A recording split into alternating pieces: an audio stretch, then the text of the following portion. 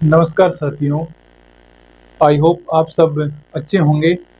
और आज की क्लास हम लेंगे विद्युत आवेश एवं क्षेत्र के बारे में जानकारी लेंगे। इसीलिए ये कक्षा 12th का फर्स्ट चैप्टर है, विद्युत आवेश एवं क्षेत्र। तो इसके बारे में आगे की जानकारी हम देखिए। आगे क्या है कि घर्षण विद्युत क्या होता है। घर्षण विद्युत के बारे में जानेंगे। तो घर्षण विद्युत क्या है, जो यानी कोई घर्षण चीज है, यानी घर्षण के कारण आवेशित वस्तु के आवेशित होने की घटना क्या है। घर्षण के कारण वस्तु के आवेशित होने की वस्तु के आवेशित होने की घटना आवेशित होने की घटना वस्तु के आवेशित होने की घटना क्या कहलाती है? घर्षण विद्युत कहलाती है। इसी के बारे में यानी जो वस्तु इलेक्ट्रॉन त्यागती है या ग्रहण करती है उसे हम क्या बोलते हैं, यानी जो इलेक्ट्रॉन त्यागती है उसे हम ऋणावेशित वस्तु हो जाती है। और जो वस्तु यानी इलेक्ट्रॉन ग्रहण करती है तो उसे ऋणावेशित हो जाएगी, और जो वस्तु इलेक्ट्रॉन त्यागती है वो धनावेशित हो जाएगी। अब इसके कारण दो आवेश उत्पन्न होते हैं। तो एक होता है धनावेश और दूसरा होता है ऋणावेश।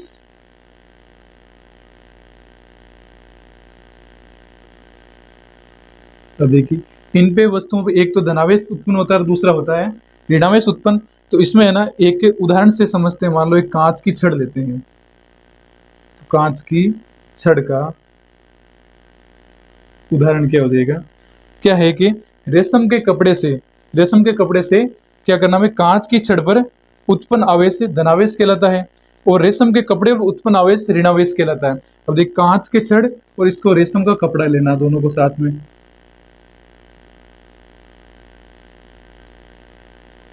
इन दोनों को आपस में रगड़ेंगे तो कांच की छड़ पर तो आवन जो होगा धनावेश होगा, और रेशम पर क्या होगा, ऋणावेश उत्पन्न होगा।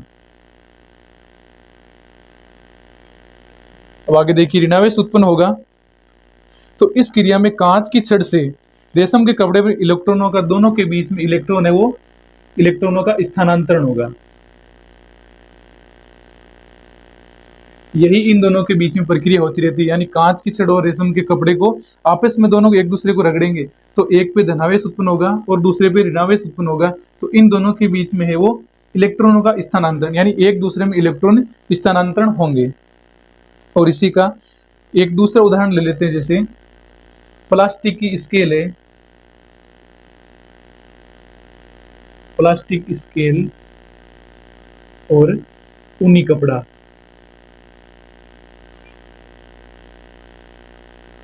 अब इन दोनों को आपस में रगड़ते हैं अपन, यानी प्लास्टिक की स्केल और ऊनी कपड़े को आपस में रगड़ने पर यानी उत्पन्न आवेश वो ऋणावेश उत्पन्न होगा, तथा ऊनी कपड़े पर उत्पन्न आवेश ऊनी कपड़े पे धनावेश होगा और प्लास्टिक स्केल पे ऋणावेश उत्पन्न होगा। यानी ऋणावेश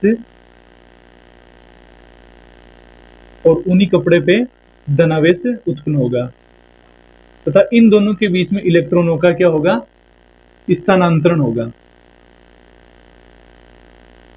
यानी प्लास्टिक की स्केल और ऊनी कपड़े के बीच में दोनों का इलेक्ट्रॉनों का यानी आदान प्रदान होगा, तथा घर्षण के कारण किसी वस्तु पर जितना आवेश उत्पन्न होता है दूसरी वस्तु पर ठीक उतना ही ऋणावेश उत्पन्न होता है। यानी एक पे जितना धनावेश होगा दूसरी वस्तु पे उतना ही ऋणावेश उत्पन्न हो जाएगा।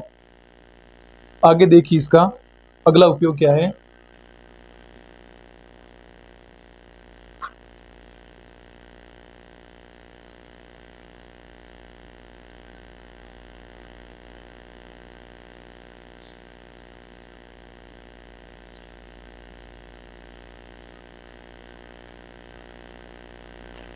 आगे आती है इसमें एक क्वांटीकृत राशि।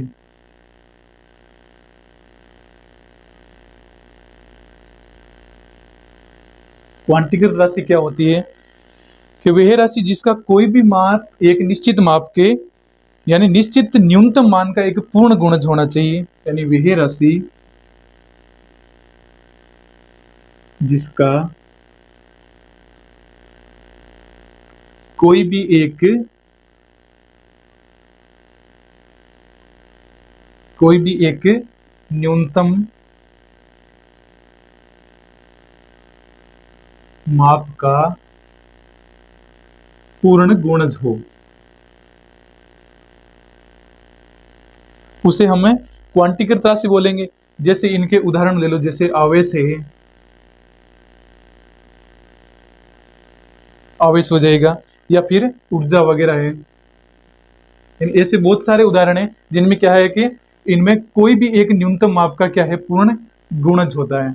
अब क्वांटीकृत राशि पे डिपेंड एक अगला लेते हैं, यानी आवेश पर क्वांटीकृत क्या होता है। आवेश पर क्वांटीकृत राशि, इसमें आगे क्या करना है कि आवेश एक क्वांटीकृत राशि है क्योंकि इसका प्रत्येक माप यानी प्रत्येक मान एक निश्चित न्यूनतम मान जो होता है 1.6 गुणा 10 की घात -19 कूलोम के पूर्ण गुणज के बराबर होता है। यानी क्या है, आवेश क्या है, आवेश एक क्या है, क्वांटीकृत राशि है। आवेश एक क्वांटीकृत राशि है। आगे क्या लिखना है, इसका पूर्ण है, इसका प्रत्येक मान है, इसका यानी इसका प्रत्येक मान, इसका प्रत्येक मान है वो, इसका प्रत्येक मान एक निश्चित न्यूनतम मान, एक निश्चित न्यूनतम निश्चित न्यूनतम मान, यानी 1.6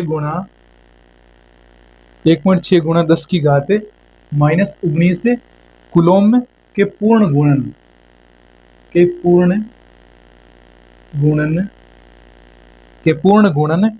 के बराबर होता है, के बराबर होता है। इसमें आगे देखिए, जो कि एक इलेक्ट्रॉन पर आवेश का मान होता है, जो कि एक इलेक्ट्रॉन पर आवेश का मान होता है। अब देखिए, इसमें सबसे पहला काम तो ये है कि क्वांटीकृत राशि है क्या या क्वांटीकरण है क्या। क्वांटीकृत राशि है यानी जिसका कोई भी एक न्यूनतम माप यानी न्यूनतम मान का पूर्ण गुणज होता है, यानी कोई भी किसी भी यानी कोई न्यूनतम मान है उसका पूर्ण गुणज किसी ना किसी संख्या के अंदर होगा। जैसे यहाँ पर इलेक्ट्रॉन का मान है 1.6 गुणा 10 की घात -19 कूलोम के बराबर होता है। जैसे इसी में आगे क्या दे रखा है, Q बराबर प्लस और माइनस NE के अंदर।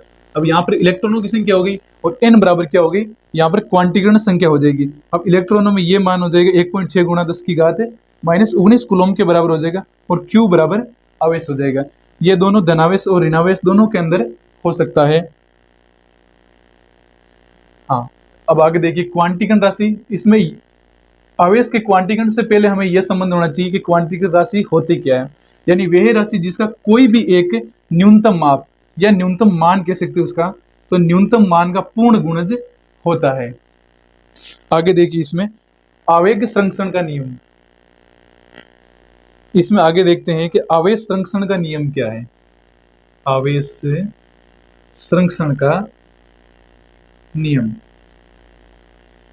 आवेग संरक्षण का नियम, इसमें क्या है, जो ऊर्जा है, एनर्जी है, यानी आवेश को न तो उत्पन्न किया जा सकता है और न ही नष्ट किया जा सकता है। इसे तो केवल एक वस्तु से दूसरी वस्तु पर केवल स्थानांतरित किया जा सकता है, यानी कोई शक्ति हो तो उसको अपन नष्ट नहीं कर सकते, उसे केवल यानी यूज किया जा सकता है। यानी आवेश को न तो उत्पन्न किया जा सकता है, न तो उत्पन्न किया जा सकता है और न ही नष्ट किया जा सकता है, नष्ट किया जा सकता है। इसे एक वस्तु से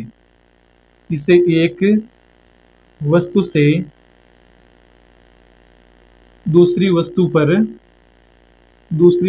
पर स्थानांतरित किया जा सकता है, दूसरी वस्तु पर केवल स्थानांतरित किया जा सकता है। यानी आवेश कोई भी हो, चाहे प्लस माइनस ऋणात्मक हो चाहे धनात्मक हो, इसे केवल आवेश को न तो अपन उत्पन्न कर सकते हैं और न ही उसे नष्ट कर सकते हैं। इसे केवल एक वस्तु है, चाहे ऋणात्मक वस्तु हो चाहे धनात्मक, उसमें केवल एक वस्तु से दूसरी वस्तु पर केवल इसमें ट्रांसफर कर सकते हैं अपन, केवल एक दूसरे का आदान प्रदान कर सकते हैं अपन केवल। इसी में देखिए आगे आगे कुलोम का नियम आता है। कुलोम का नियम,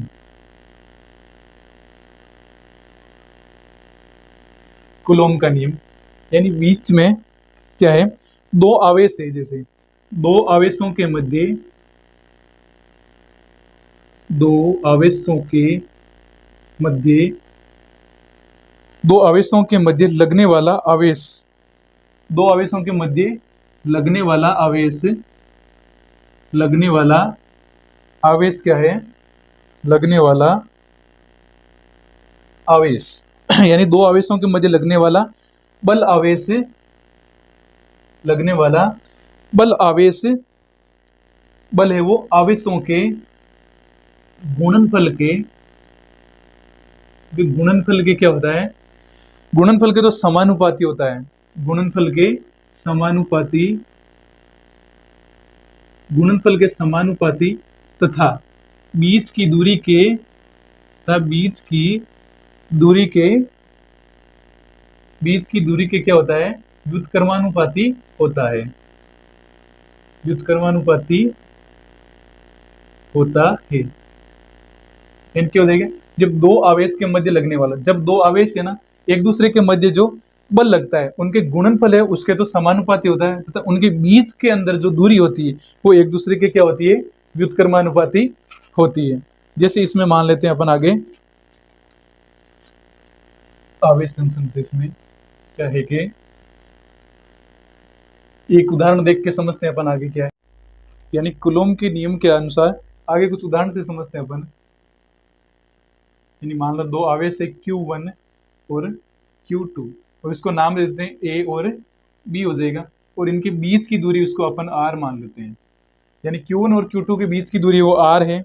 तो आगे क्या हो जाएगा, इसका क्या हो जाएगा, F समानुपाती Q1 और Q2, यानी F के समानुपाती क्या हो जाएगा, बल ये सॉरी आवेश एक और आवेश दो हो जाएगा, तथा इसमें क्या करना हमें, और आगे क्या हो जाएगा, F समानुपाती 1/r², 1/r², R क्या, इनके दोनों के बीच की दूरी। अब इसमें देखो आगे दे रखा है कि इन दोनों आवेशों के मध्य गुणनफल के तो समानुपाती है, तथा बीच की दूरी है इसका ये वर्ग है, वर्ग के क्या हो जाएगा, इसका व्युत्क्रमानुपाती हो जाएगा, जिसमें F समानुपाती Q1 और Q2/r²। अब देखिए समानुपाती का चिन्ह हटेगा तो यहाँ पर क्या लग जाएगा, F बराबर K Q1 Q2/r², और K यहाँ पर क्या एक नियतांक है, K नियतांक, और K का मान यहाँ पर क्या हो जाएगा, K बराबर 9 × 10⁹ न्यूटन मीटर स्क्वायर प्रति कुलोम स्क्वायर हो जाएगा इसमें।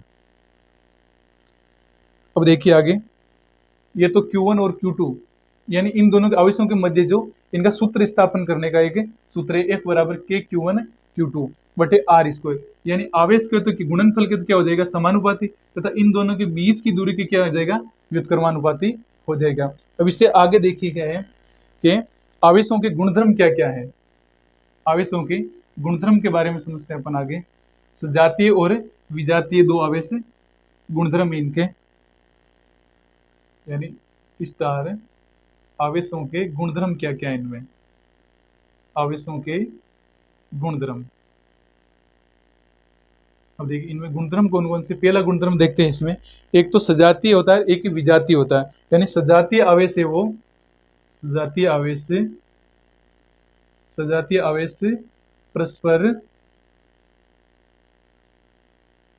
एक दूसरे को प्रतिकर्षित करते हैं, एक दूसरे को प्रतिकर्षित करते हैं, एक दूसरे को प्रतिकर्षित करते हैं। यानी इनको उदाहरण से समझते हैं, मान लो कोई 2+ के यानी आवेश है, तो ये एक दूसरे से यानी अलग होने के, यानी एक दूसरे के साथ में, सजातीय का मतलब यही हो गया, यानी एक ही जाति के, और या फिर प्लस प्लस के हो सकता है, या फिर माइनस माइनस के एक दूसरे पर हो सकता है ये। यानी आवेश परस्पर एक दूसरे को यानी प्रतिकर्षित, यानी एक दूसरे से दूर जाएंगे, एक दूसरे के सम्मेलन में नहीं होंगे। और इसी का दूसरा क्या हो जाएगा, एक विजातीय आवेश। विजातीय आवेश क्या हो जाएगा, विजातीय आवेश वो परस्पर परस्पर एक दूसरे को एक दूसरे को आकर्षित करते हैं, एक दूसरे को आकर्षित करते हैं। यानी आवेशों के दो प्रकार होगी, एक तो सजातीय और विजातीय। तो इनमें क्या है, जो विजातीय आवेश है वो परस्पर एक दूसरे को आकर्षित करेंगे, जिसमें एक पॉजिटिव होगा और दूसरा नेगेटिव होगा, या फिर दूसरा नेगेटिव होगा और इसमें आगे वाला क्या होगा, पॉजिटिव होगा। यानी एक दूसरे के ये एन और एस ध्रुव जैसे हो जाएगा, चुंबकीय क्षेत्र में होता है वैसे, यानी एक दूसरे के विपरीत। अब देखिए आगे क्या है, यानी एक आवेश के निकट स्थित अन्य आवेश पर जितना बल लगता है, ठीक उतना ही बल दूसरे आवेश द्वारा पहले आवेश के विपरीत दिशा में लगता है। यानी जब एक आवेश पर जितना बल लगता है तो उतना ही उसके ठीक दूसरी तरफ विपरीत दिशा में इस पे बल लगता है, तथा प्रतिकर्षण बल का चिन्ह धनात्मक लेते हैं। अब इसमें क्या हो जाएगा, प्रतिकर्षण चिन्ह, प्रतिकर्षण चिन्ह का चिन्ह क्या हो जाएगा हमारा, धनात्मक यानी पॉजिटिव होगा। और आगे क्या दे रखा है, तथा आकर्षण बल, आकर्षण बल का चिन्ह क्या हो जाएगा, आकर्षण बल का चिन्ह हो जाएगा नेगेटिव। यानी प्रतिकर्षण चिन्ह को हम पॉजिटिव से प्रदर्शित करेंगे तथा आकर्षण बल को हमें नेगेटिव से प्रदर्शित करेंगे।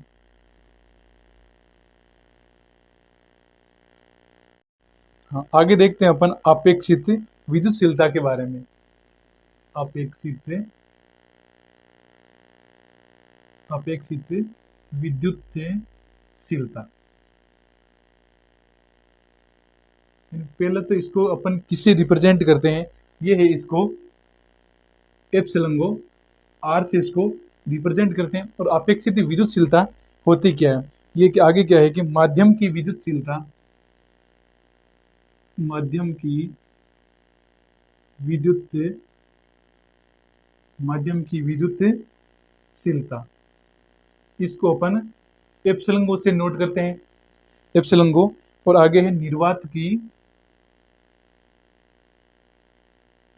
की विद्युतशीलता, निर्वात की विद्युतशीलता को अपन एप्सिलॉन को नोट से व्यक्त करते हैं। तो क्या है, माध्यम की विद्युतशीलता एप्सिलॉन को और निर्वात की विद्युतशीलता एप्सिलॉन को का अनुपात है वो, का अनुपात एप्सिलॉन का अनुपात है वो अपेक्षित विद्युतशीलता कहलाता है। अपेक्षित विद्युतशीलता, अपेक्षित विद्युतशीलता कहलाता है। यानी इस परिभाषा से ये देखो कि माध्यम की विद्युतशीलता एप्सिलॉन को और निर्वात की विद्युतशीलता, यानी इन दोनों का जो अनुपात है उसी को अपन अपेक्षित विद्युतशीलता बोलेंगे। तो आगे इसका सूत्र क्या हो जाएगा, एप्सिलॉन ई आर बराबर एप्सिलॉन बटा एप्सिलॉन क्या हो जाएगा, ई एप्सिलॉन जीरो, या एप्सिलॉन नोट भी बोल सकते हैं अपन इसको, ये इसका अनुपात हो जाएगा। आगे क्या है, इसमें निर्वात में बल क्या हो जाएगा, इसका सूत्र में आगे निर्वात में बल बराबर क्या हो जाएगा, इसको अपन एफ से दर्शाएंगे तो एफ बराबर 1/4 पाई एप्सिलॉन जीरो हो जाएगा। और आगे क्या हो जाएगा, इस पे आवेश Q1 Q2 बटा R स्क्वायर हो जाएगा। इसको अपन समीकरण 1 दे सकते हैं और इसको समीकरण नंबर 2 दे सकते हैं। अब आगे क्या है, माध्यम में बल के अंदर क्या होगा, ये तो निर्वात में बल हो गया, आगे हो जाएगा माध्यम में बल, माध्यम में बल बराबर, इसको अपन एफ डैश से दर्शा सकते हैं, इसको एफ डैश से दर्शाएंगे तो 1/4 पाई एप्सिलॉन आर हो जाएगा। और इसका आवेश क्या हो जाएगा, Q1 Q2 बटा आर, इसको समीकरण नंबर अपन 3 दे देंगे। अब आगे क्या करना हमें, समीकरण 1 से यानी मान रखना हमें समीकरण 1 से, यानी एप्सिलॉन आर बराबर एप्सिलॉन बटा एप्सिलॉन नोट। अब देखिए आगे समीकरण 1 से हमें क्या करना आगे, तो इसका मान रखना है। तो इनको देखो, एप्सिलॉन का मान निकालना है तो इसको पक्षांतरण कर देते इसका, तो एप्सिलॉन बराबर क्या हो जाएगा, एप्सिलॉन आर एप्सिलॉन नोट हो जाएगा। अब देखिए इसके अंदर इन दोनों का मान रखेंगे तो आगे क्या हो जाएगा, अब देखिए एप्सिलॉन बराबर एप्सिलॉन आर और एप्सिलॉन जीरो, इसका मान रखेंगे तो क्या हो जाएगा एफ डैश, यानी एफ डैश का मतलब क्या हो जाएगा, यानी माध्यम में बल हो जाएगा एफ डैश बराबर 1/, यहाँ 1/4 पाई तो सब में कॉमन आ रहा है, तो 1/4 पाई, और यहाँ पर क्या हो जाएगा एप्सिलॉन जीरो और एप्सिलॉन आर हो जाएगा, एप्सिलॉन जीरो या नोट बोल सकते हैं या एप्सिलॉन आर। और अब आगे क्या है, ये दोनों में कॉमन आ रहा है Q1 Q2/R, इसको हो जाएगा आगे। अब देखिए इनमें जो चीज बाहर आनी है इसको बाहर ले लो कोष्टक से, तो क्या हो जाएगा एफ डैश बराबर 1/एप्सिलॉन आर को मान ले लो, एप्सिलॉन आर बार आ जाएगा, तो जो बाकी बचा है 1/4 पाई, 1/4 पाई एप्सिलॉन जीरो, और यहाँ पर क्या बचा Q1 Q2/R स्क्वायर। अब इसको हमें क्या करना है, एक नियतांक के मान के बराबर रखना है, तो ये मान एफ डैश का मान हमें क्या करना है, यहाँ पर रखना है हमें, समीकरण नंबर 2 में रखते हैं अपन।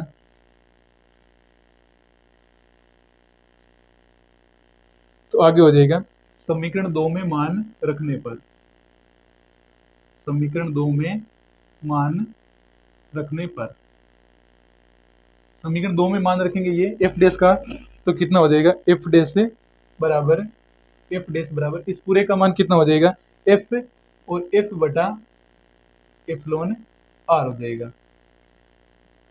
तो यही हमारा सूत्र का स्थापना हो जाएगी एफ डैश, एफ डैश बराबर क्या हो जाएगा माध्यम में बल, और एफ बराबर बल बटा एप्सिलॉन आर, एप्सिलॉन आर का मतलब हो जाएगा अपेक्षित विद्युतशीलता। इसी का अपन एक कोई उदाहरण समझते हैं, जैसे प्रश्न लिखते हैं एक इसमें,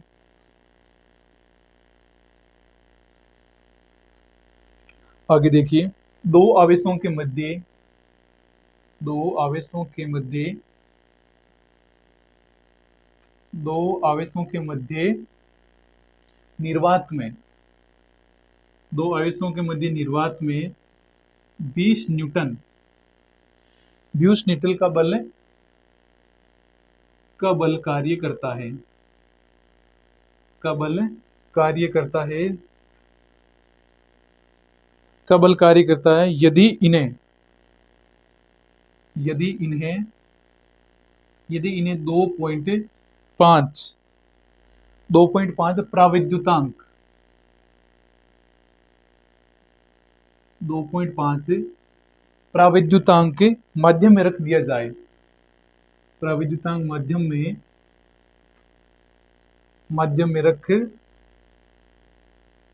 रख दिया, प्राविद्युतांक माध्यम में रख दिया जाए, तो अब उनके, तो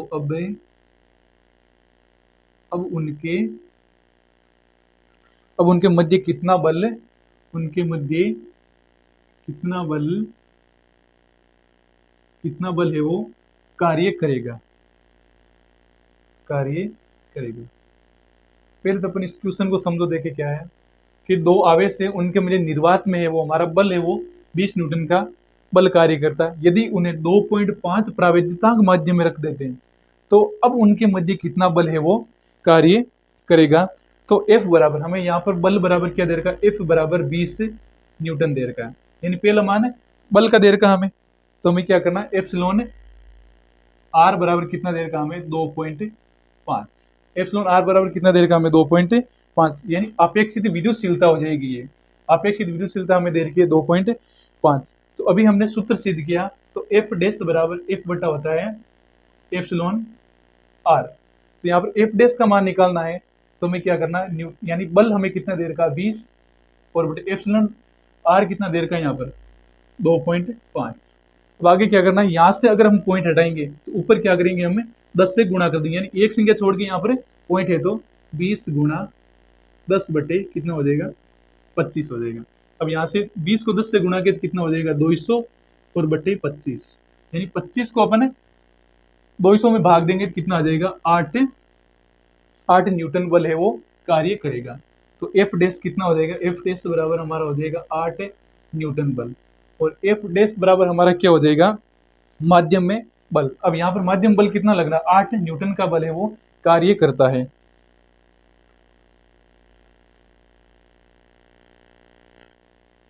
चलो दोस्तों आज अपन इसको यहीं पर समापन करते हैं, और कल अपन मिलेंगे जैसे ही इनके नए जोश और उमंग के साथ मिलेंगे। और कल का टॉपिक हमारा होगा विद्युत फ्लक्स और विद्युत क्षेत्र के बारे में। अगर ये चीज़ आपको कोई डाउट या कोई चीज़ समझ में नहीं आई तो आप कमेंट सेक्शन में बताइए, और जो चीज़ आपकी समझ में नहीं है कमेंट सेक्शन में बिल्कुल विस्तार से लिखिए, और जो कोई उसका निवारण होगा हम उसका तुरंत आपको जवाब देंगे। और आगे के क्षेत्र यानी आगे की स्थिति के बारे में अगर अगला नया टॉपिक विद्युत क्षेत्र के बारे में जानेंगे, आगे मिलेंगे नए जोश और उमंग के साथ। तब तक नमस्कार, बाय बाय, और वीडियो को लाइक शेयर और सब्सक्राइब कीजिए।